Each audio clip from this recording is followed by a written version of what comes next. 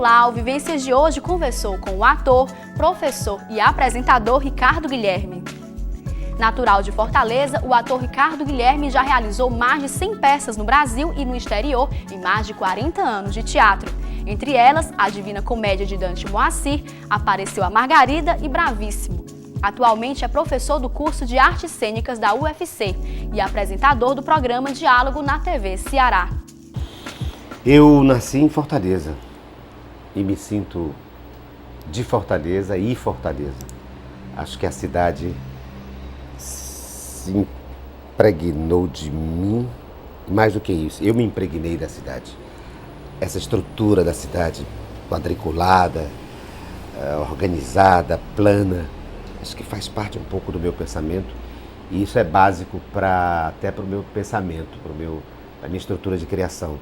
Ter alguma coisa de muito rigor, muito apolínea, para poder transgredir. Eu nasci em 1955, no dia 21 de setembro. Acho que o momento mais marcante da minha infância é o fato de eu ter sido gêmeo. Eu nasci acompanhado. Eu partilhei o útero com outra pessoa. Eu nasci 5 minutos depois dele. Era Roberto e Ricardo. E o fato de nascer gêmeo cria uma certa mítica, uma certa aura de que você, para ser uno, precisa do outro, né? Aquela ideia de que você é incompleto, precisa da alteridade para criar uma unidade, a unidade dos gêmeos. E uma ligação com o outro muito, muito intensa, muito expressiva, porque tem aquela ideia de, quer dizer, persiste aquela ideia de que quando um dos gêmeos sente algo, o outro também sente. Quando se entristece, o outro também se entristece. Quando um adoece, o outro também adoece. Quando um sente dor, o outro também sente. Quando um está alegre, quer dizer, o outro, a dependência da relação com o outro, do duplo, não é? Se estabelece. Esse eu acho que é o fato mais marcante da minha infância, porque esse meu irmão morreu. Então eu, aos 4 anos de idade, até antes de completar 4 anos de idade, ele morreu em 59, e eu pude ver, digamos, o meu duplo morto. Então é uma experiência trágica, né? Geralmente as crianças lidam com a morte depois, com a ideia de finitude, a consciência, que é a coisa mais importante, né, do ser humano, é se saber finito. Né? É um momento realmente de maturidade, de que você não é... É quando você se diferencia dos outros animais, é quando você percebe que você é finito. As crianças geralmente têm essa experiência aos 7 anos, aos 9, aos 10. Até lá, quem morre é o outro, não é você. Mas eu tive a sensação, e uma sensação muito enfática, porque era de um gêmeo, de que eu poderia morrer. Então esse é o fato mais marcante da minha infância. E a ele se segue o fato de que eu me tornei uma criança, fui me descobrindo uma criança muito reservada, não isolada da sua turma, mas que encontrava dentro da turma um papel específico a desempenhar, que não era o papel comum de todos os alunos. Vou lhe dar um exemplo. Eu era convidado a jogar bola. Como eu jogava bola muito ruim, né, futebol, eu não ia jogar bola, portanto. Eu encontrei um lugar para estar com os amigos, para estar com as turmas, fazendo outra coisa. E comecei a narrar futebol. O microfone era uma lata, eu pus uma pedrinha para poder vibrar enquanto eu falava dentro dessa lata e eu narrava o jogo dos colegas. Quer dizer, era uma forma, esse é só um exemplo de como eu, em cada lugar, apesar da minha diferença de código em relação à turma, encontrei um lugar de inserção nessa turma. Esse é um aspecto. E o outro aspecto da minha infância é que eu sou um dos primeiros ali habitantes, dos primeiros, mas enfim, a minha família ajudou a povoar um bairro nascente, que é o bairro Dionísio Torres, que surgiu em função da televisão Ceará, Canal 2, ali na Avenida da Antônio Salles, esquina com Oswaldo Cruz, que marca o início da televisão em 26 de novembro de 1960. E eu morava por ali, nos Coqueirais, na Estância Castelo, né? que depois se transformou em Dionísio Torres. E era uma família, meu pai era um advogado, um homem que tinha um certo status social, e nossa casa era rodeada por uma fortaleza vinda do sertão, emigrada do sertão, e por uma classe social menor do que a nossa. E eu acho que eu era de uma determinada classe social, mais, digamos, mais abastada, e pude conviver com meninos e meninas de outra classe social. Acho que isso foi fundamental para a minha formação. Perceber as diferenças sociais, as disparidades sociais, ter acesso a umas brincadeiras do interior, entende? Embora eu não brincasse, mas conhecia. Bila, pipa, né, arraia, tomar banho de rios, de riachos, expressões do sertão. O sertão me foi dado, embora eu não tenha nascido no sertão. E acho que essa relação de ser um urbano que teve a oportunidade de conviver com gente da classe social abaixo da sua e com uma cultura que não era necessariamente uma cultura citadina e urbana, acho que isso é um privilégio, um privilégio. Privilégio também é que eu me descobri muito cedo interessado numa geração posterior à minha. Convivi muito cedo com gente muito velha, mas não é pouco velha, não, é muito velha. 20, 30 anos mais velhas do que eu. Eu tinha 17 anos e convivia e ouvia pessoas de 60, de 70 anos. Comecei a ouvir, a pesquisar e a perguntar sobre o passado da cidade. É por isso que eu acho que me sinto tão cearense e tão ponte. Me sinto como uma ponte entre o passado, do passado ao futuro. Do passado ao futuro. O teatro surgiu na infância, acho que, o teatro faz parte da vida de todos nós, né? Representar, tomar o lugar do outro, experimentar papéis, a menina vestindo a roupa da mãe ou o sapato alto da mãe para se imaginar numa outra situação, os meninos ensaiando a própria morte com um tiro, né? Bandido e polícia, morre, agora envivece, tal. Acho que o teatro faz parte do patrimônio de qualquer pessoa, para que essa pessoa aprenda a ser gente e aprenda a lidar com o outro, com o social, com os papéis sociais. O que acontece com os atores é que essa fase se torna uma fase de profissionalização. E aconteceu comigo. Eu descobri o teatro no colégio, eu estava no Colégio Cristos, ainda na infância, acho que em 63, por aí, eu era um menino, não tinha nem 10 anos, né? 8 anos, né? Mas ainda não descobria que aquilo era a minha vida.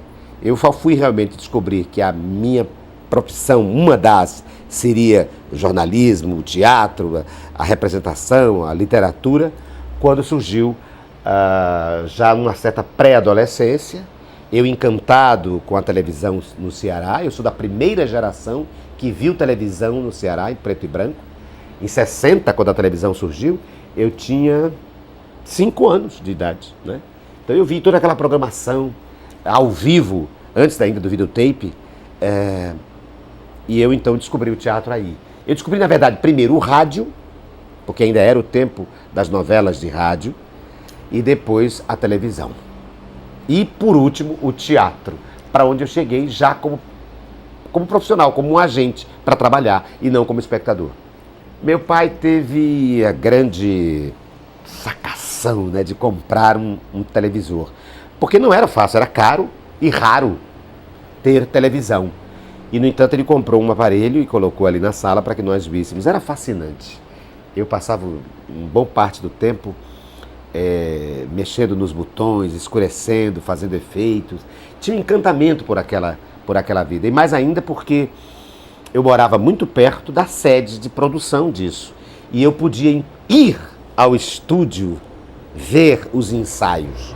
Na verdade, eu nasci para o mundo da televisão, do teatro, né, da literatura, a partir dessas visitas que eu fazia à TV Ceará, Canal 2, para ver os ensaios, os atores, o fascínio. Os atores aqui eram ídolos, né? Nós não tínhamos ainda videotape, não conhecíamos, não éramos repetidora de nenhum eixo de produção Rio-São Paulo. Então os nossos atores eram ídolos e se fazia um teleteatro com peças, adaptações de romances, peças da literatura universal. Então, houve assim um encantamento, uma abertura para o aparecimento da televisão em preto e branco. Eu sou um autodidata, embora tenha passado pela universidade. Mas eu deixei a escola cedo e fui estudar sozinho, fiz todos os supletivos, depois entrei na universidade, curso de letras, depois o curso de comunicação, mas não pude concluí-los e depois fui aceito porque duas universidades, aliás 3 universidades, reconheceram o que eles chamam de notório saber, e aí eu pude fazer um curso de pós-graduação na área de comunicação e ser professor, inclusive, da Universidade Federal do Ceará. Estou me referindo aí a três universidades. A própria Universidade Federal do Ceará, onde eu sou professor desde 1979, a Universidade de Brasília, onde eu fiz um curso de linguagem, né, de cinema e teatro, a parte didática de um mestrado, e a Universidade Federal da Paraíba, pela qual eu fiz um curso de especialização em arte e educação. Então a minha carreira acadêmica não é muito ajustável, às vezes até não é crível, né? Mas foi isso, não foi nada pensado, não é nenhum mérito, não é nenhum orgulho assim, dizer, eu quis ser assim, eu dispenso a universidade, não é nenhuma atitude de orgulho, entende? De soberba. Aconteceu, isso até tem me atrapalhado algumas vezes, mas aconteceu, eu fui estudando sozinho e me impacientando, e as oportunidades surgiram e eu pude ter uma vida acadêmica, inclusive como professor, sem ter tido necessariamente todos aqueles passos que se exigem de um postulante a universitário e a professor. Na minha terra, as estradas são tortuosas e tristes, como o destino do seu povo errante.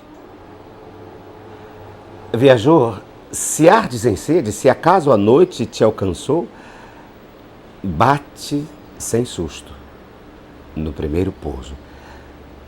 Terás água fresca para a tua sede, rede cheirosa e branca para o teu sono. Na minha terra o cangaceiro é leal e valente, jura que vai matar e mata. Jura que morre por alguém e morre. Brasil, onde mais energia? Na água que tem um só destino do teu salto das 7 quedas, ou na vida que tem 1000 destinos do teu jagunço aventureiro e nômade? Eu sou da terra do seringueiro, o intruso que foi surpreender a puberdade da Amazônia. Eu sou da terra onde o homem seminu planta de sol a sol o algodão para vestir o Brasil. Eu nasci nos tabuleiros mansos de Quixadá e fui crescer nos canaviais do Cariri, entre caboclos belicosos e ágeis. Filho da gleba, fruto em sazão ao sol dos trópicos, eu sou o índice do meu povo. Se o homem é bom, eu respeito. Se gosta de mim, morro por ele. Mas se porque é forte, entendesse de humilhar-me, sertão, eu viveria o teu drama selvagem, eu te acordaria ao tropel do meu cavalo errante, como antes te acordava ao choro da viola.